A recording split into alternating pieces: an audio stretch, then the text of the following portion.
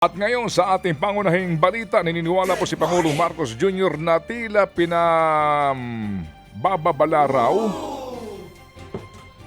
ang kontrobersya tungkol sa 2025 national budget para daw ho patumbahin ng gobyerno at ituloy ang destabilisasyon. Ayon po sa Pangulong Jr., ito raw po'y bahagi ng planong destabilisasyon sa pamahalaan. Ang sinasabing paghahain daw po ng petisyon sa Supreme Court para ideklarang unconstitutional ang 2025 national budget. Aminado po si Marcos Jr. na wala silang contingency plan sakali pong katiga ng Supreme Court ang petisyon ng dating niyang Executive Secretary na si Attorney Vic Rodriguez at Davao City 3rd District Representative Isidro Ungab.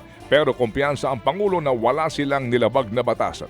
Siya daw po ang nagbasa mismo ng 4,000 pahina ng naturang General Appropriations Act pero hindi niya raw po makita ang tinutukoy na mga blank items.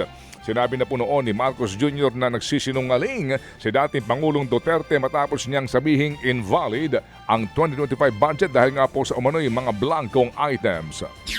Samantala, gusto namang makipagpulong ng Pangulong Bongbong Marcos Jr. kay US President Donald Trump para talakayin ang ilang mahahalagang issue.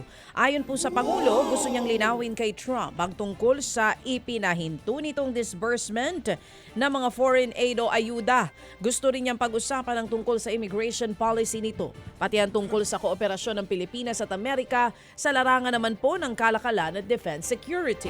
Wala pang pinal na petsa kung kailan magpupulong ang dalawa. Pero kung matuloy ito na ang magiging panglimang pagbisita ng Pangulong Marcos sa Amerika. Nanawagan po naman ang COMELEC sa Philippine National Police para suspindihin muna ang Oplan Katok o pagbabahay-bahay ng mga pulis para daw po sa pag-check ng mga baril ng mga gun owners sa habang umiiral ang election period at gun ban. Ayon kay COMELEC Chairman George Garcia, mas mainam na ihinto muna ito para nga hindi magamit sa pamumulitika ang mga pulis at maiwasan daw po ang anumang issue ng pananakot sa mga botante.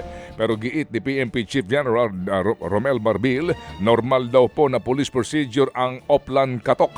Hindi raw ito basta-basta ho ng tatarget ng kung sino-sino lamang dahil mga may pasong lisensya po ng baril ang dinadalaw ng mga pulis.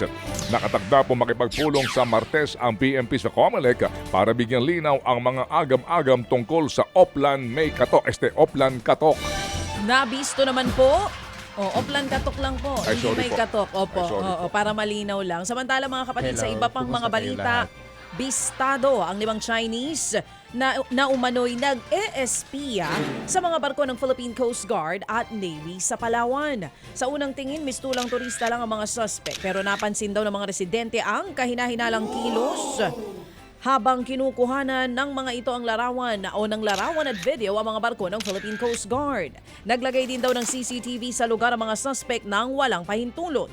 Ayon sa NBI, nagpakilalang Taiwanese tourist sa mga nahuling Chinese national. Inaalam pa kung konektado sila sa unang inarestong Chinese spy kamakailan lamang na si Deng Yuanxing. Maaari namang itinanggi ng umano'y leader ng grupo na nag-ESPya sila rito. Naghahanap lamang daw sila ng maaaring gawing negosyo. Tila bad trip naman ang Pangulong Bongbong Marcos sa pangingialam ng China sa idineploy na Typhoon missile launcher sa Pilipinas. Ayon sa Pangulo, wala raw karapatan ng Beijing na mangialam sa mga armas dito sa bansa. Lalo't hindi rin naman daw tayo nakikialam sa malalakas na missiles ng China. Matatanda ang binatikos ng Beijing at pinatatanggal nila ang naturang missile launcher ng Amerika na idineploy sa Lawag Airfield. Inilipat po yan sa ibang bahagi ng Luzon. Inalok naman niya ng deal o kasunduan ng China kung gusto talaga nitong alisin ng Pilipinas ang missile launchers. Make a deal with China. Stop claiming our territory. Stop harassing our fishermen. Stop ramming our boats.